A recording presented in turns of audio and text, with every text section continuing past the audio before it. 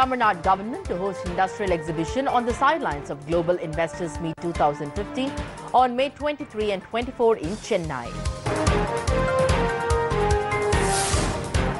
40 lakh school children provided with noon meal across Tamil Nadu as 95% of the workers resume, informed state government. 12th phase of AIADMK organizational elections enters second day. Party cadres filed nomination in large numbers. The news in detail. The Tamil Nadu government is scheduled to host an industrial exhibition on the sidelines of the Global Investors Meet 2015 on 23rd and 24th of May at the Trade Center in Chennai. The Tamil Nadu government, which follows the path forged by the People's Chief Ms. Jayalalitha, will hold the Global Investors Meet on the 23rd and 24th of May at the Chennai Trade Center. The Tamil Nadu government has also planned to organize a trade exhibition within the same campus during the conference. Over 250 stalls will display products and services for the audience of business investors. This will also be witnessed by over 5,000 national and international representatives who will take part in the conference. Measures have been taken to enable the investors to register online through the website www.tamilnadugim.com.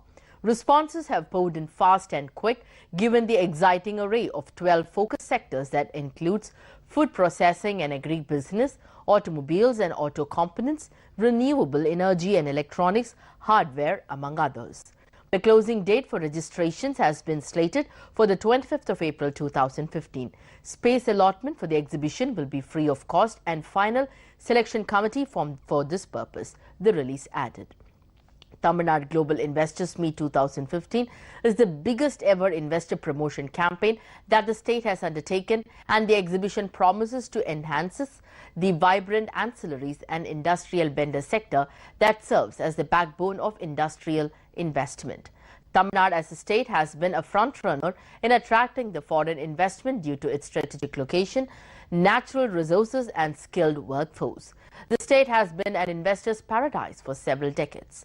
To attract further investment, the Industries Department has conducted 2 legs of international roadshows so far and received overwhelming response. The government of Tamil Nadu has also conducted roadshows in Bengaluru, Hyderabad and New Delhi and will conduct further roadshows in Mumbai, Ahmedabad, Pune and Kolkata as well as in 5 locations in Tamil Nadu so as to interact with the domestic investors and explore the potential of expansion in Tamil Nadu, the release said. For further inquiry on the Global Investors Meet, the following numbers can be contacted: 8056202050, 9952944630, 9994212176. Several AIADMK cadres today filed the nomination on the second day of the 11th phase of the party's organizational election. The 11th phase of election is being held for 25 districts to elect the office bearers of the party. Ms. Jayalalitha had already announced that the 14th phase election would be held starting from the 11th of December 2014. Accordingly, 10 phases of elections are over and the 11th phase is being held to elect the office bearers for the AIADMK in 25 districts across Tamil Nadu. On the second day of the 11th phase of the elections today, the party cadres filed their nominations within the party's Presidium Chairman E. Madhusudanan in Virudhunagar district. Similarly, cadres filed nominations in the districts including Karur, Tirupur, Tirunelveli, Theni and Kanyakumari.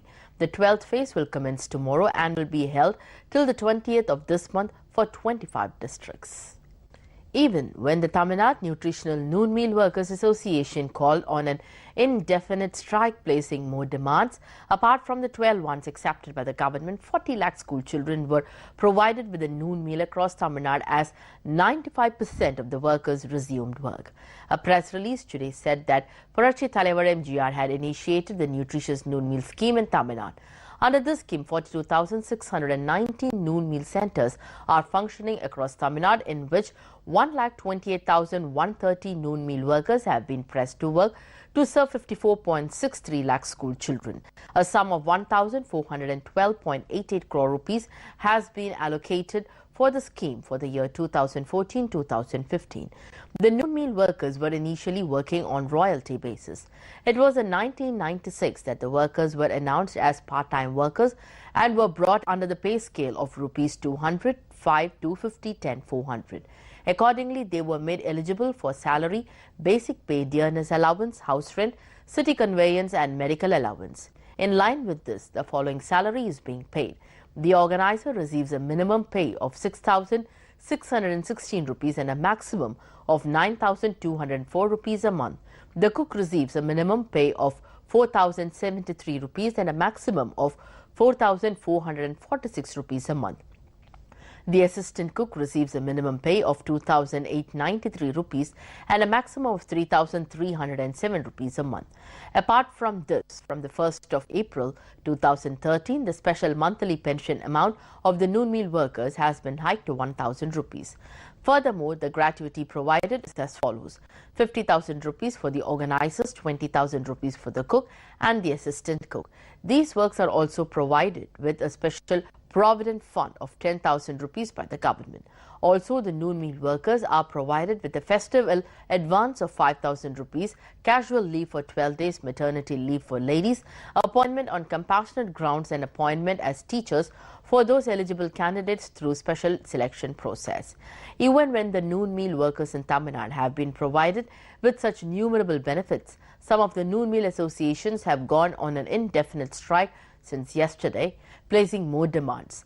12 demands of the noon meal workers have been accepted by the government during the talks held on the 13th of April before a team of 13 ministers. While more than 10 associations of noon meal workers held talks with the state government, it was only the Tamil Nadu Nutrition Noon Meal Workers Association that was not satisfied with the talks. Following this, it staged a protest demonstration in front of the collector's office. But following the measures taken by the Tamil Nadu government, over 95% of the workers returned to work across the state and the school children were provided with the noon meal. The Hyderabad High Court today directed Andhra Pradesh government to conduct a fresh autopsy on the body of Shashi Kumar, one of the 20 people who were killed in police firing in Red Sandals Forest, Chittoor district on April 7. In response to an application filed by Muniammal, Kumar's wife from Tamil Nadu, the division bench of Chief Justice Kalyan Jyoti Sen Gupta and Justice P.V. Sanjay Kumar passed the direction. Muniammal had sought a fresh autopsy for her husband and 5 other victims. She had also demanded that the procedure be videographed. However, the court ordered fresh autopsy only for Shashi Kumar. Refusing to entertain the plea of K. Balu, the petitioner's lawyer, the fresh autopsies be directed for 5 others, the court said. The other parties had not come to the court. These 6 bodies are kept in a government hospital in Tiruvannamalai district of Tamil Nadu. The autopsy report should be submitted in a sealed cover before the court on Monday, the court said. As the Andhra government could not furnish the first autopsy report of all the 20 bodies today, the High Court asked AAG to submit it by April 20th. The government has only submitted inquest report. India today successfully test-fired its nuclear-capable Agni-3 ballistic missile with a strike range of more than 3,000 km from the Wheeler Island off Odisha coast. The indigenously developed surface-to-surface missile was test-fired from a mobile launcher at Launch Complex 4 of the Integrated Test Range at Wheeler Island by Army at about 9:55 hours, defense sources said. Logistics support for the test was provided by the Defense Research and Development Organization. It was the 3rd user trial in the Agni-3 series carried out to establish the repeatability of the missile's performance, a DRDO official said. For data analysis, the entire trajectory of today's trial was monitored through various telemetry stations, electro-optic systems and sophisticated radars located along the coast and by naval ships anchored near the impact point, the sources said. The Agni-3 missile is powered by a 2-stage solid propellant system. With a length of 17 meters, the missile's diameter is 2 meters and launch weight is around 50 tons. It can carry a warhead of 1.5 ton, which is protected by carbon all-composite heat shield. The sleek missile, already inducted into the armed forces, is equipped with hybrid navigation, guidance and control systems along with advanced onboard computer. The electronic systems connected with the missile are hardened for higher vibration, thermal and acoustic effects, a DRDO scientist said.